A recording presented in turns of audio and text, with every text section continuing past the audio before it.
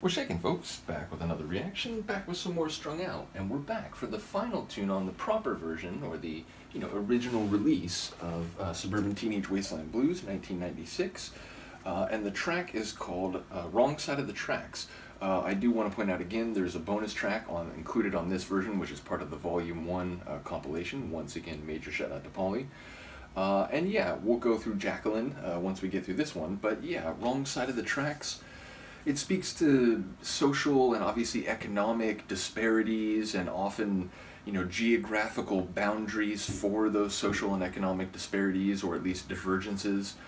And yeah, ultimately, if you grow up on the wrong side of the tracks, you're often, at a disadvantage when it comes to getting a good job or getting into a good school, or having, some people even give you the time of day, because if you come from there, it's a bad area, let's not... we're not going to hire someone from there, and so on. So it speaks to perhaps the lower socioeconomic rungs, and ultimately the dangers that live in those places. Meaning, like, even though, I've read studies about the way, like, seeing crime or other social and cultural aspects as indicative of a particular geographical area is often not only, like, inaccurate in many cases, or at least misleading, but at the very least it's conceptually problematic. So it's funny how perception about a place can lead to people's expectations and level of respect for people who come from such places. So yeah, when I see that title as a historian and anthropologist, I think of all the ways that humans think about space and groups of people and communities, both those they're a part of and those in other places. So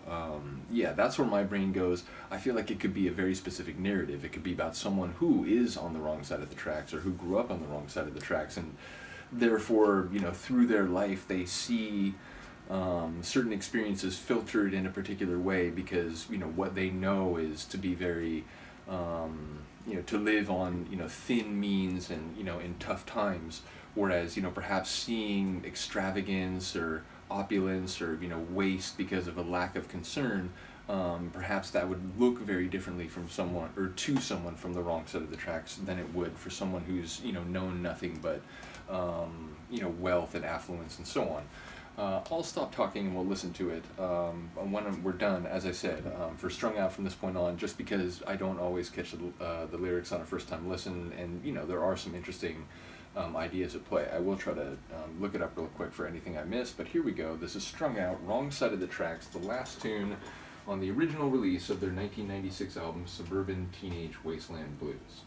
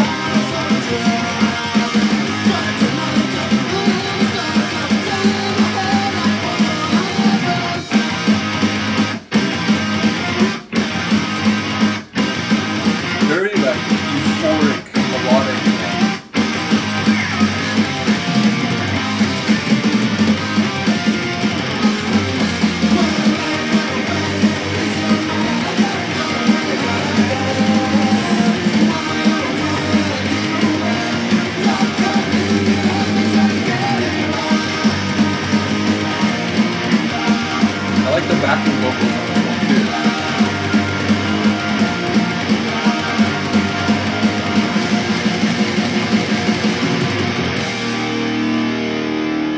I like the little extra flourish for the final track on the record.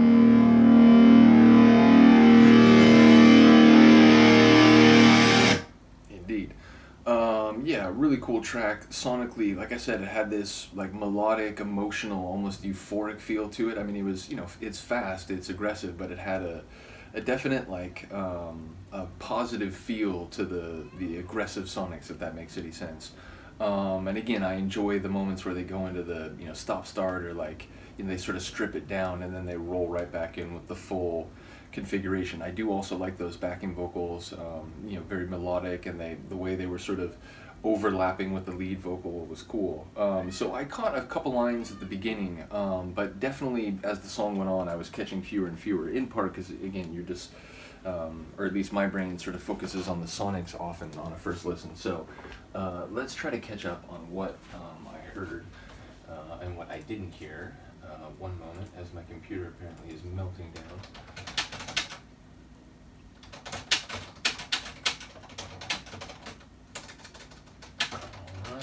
So,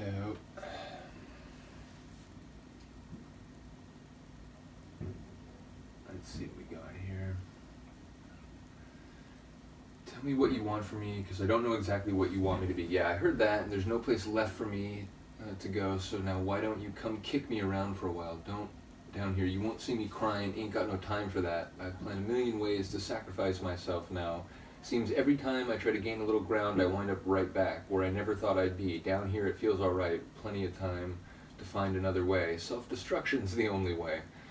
I know how to, maybe another time, maybe another day, I'll be strong enough to leave this place behind me. So it is kind of like, you know, the inability to escape the contours or the perceptions that lead to, you know, ill treatment or dismissal or so on toward people who come from these places, where it's like they can't ever get away from it. Even if they physically do, you know, they might end up back there, but they might also, you know, continue to be kicked around, because that's what happens to people who come from there.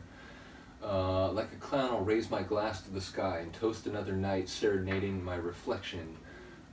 Plenty of time to find another way to seize the day without this bottle of redemption. I do like that. So tonight I'll stumble my way home. Maybe tomorrow I'll find myself a job, but tonight I got the moon and the stars I got a song in.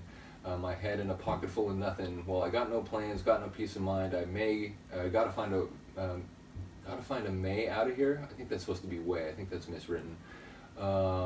Took a little more than I gave away. Now it's up to me to get up and try to get it right. It's interesting because there is also the personal responsibility angle there, where like he's admitting to being a bit cavalier or like, you know, defeatist, and he's stuck in this place, and well, you know, I don't really got a plan. I'm not like particularly looking for a job, but I got a drink and I got the moon, you know, over my head, and you know, somehow this is just the life I live. But at the end, it's still saying that, like, you know, I want to find another way. So there's like it's an internal struggle as much as it's an external one, is what it seems like. So looking forward to hearing what people have to say about this one. Once again, big shout out to Paulie and to my cat who always steals my chair.